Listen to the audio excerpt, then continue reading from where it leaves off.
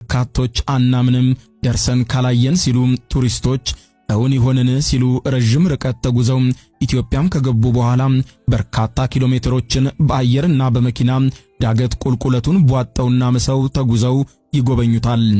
ታቹ ባህር ላዩ ዋሻ የሆነ አነጋጋሪና ሚስጥራዊ ቅዱስ ስፍራ ይምርሃነ ክርስቶስ። የዛሬው ጉዟችንም ወደዚያው ይሆናል። ቅዱስ ይምርሃነ ክርስቶስ። ወደ ቅዱስ ይምርሃነ ክርስቶስ ቤተክርስቲያን ለማምራት ከአዲስ አበባ ወደ ላሊበላ የሚወስደውን መንገድ ተከትለን መዳረሻችንን ላሊበላ ካደረግን በኋላ ከላሊበላ ከተማ በስተሰሜን አቅጣጫ ወደ ሰቆጣ የሚወስደውን መንገድ በመያዝ 30 ኪሎ ሜትር ከተጓዝን በኋላ ብልብላ የተባለችውን አነስተኛ ከተማን ስናገኝ ዋናውን መንገድ በመተው አቅጣጫችንን ወደ ምስራቅ አዙረን 12 ኪሎ ሜትር እንደተጓዝን አንድ ልዩ ቦታ እናገኛለን።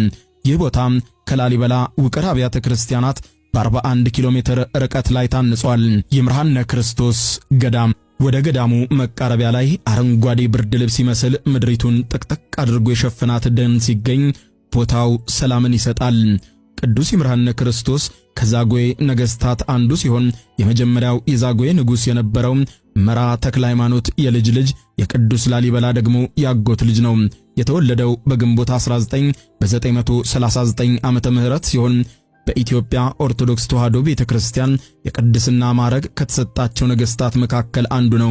የቅዱስ ይምርሃነ ክርስቶስ ሕንጻ ቤተክርስቲያኑ በአካባቢው ካሉ ሌሎች ቤተክርስቲያናት ፍጹም የተለየና የተገነባበትንም ዘመን ላመሳከረ ቀርቶ ዛሬም ቴክኖሎጂ በረቀቀበት ዘመን ተገነባ ቢባል እንኳን ፈጽሞ ሊታመን የማይችል ኪነ ሕንጻ ከመሆኑም በላይ አወዛጋቢና አነጋጋሪ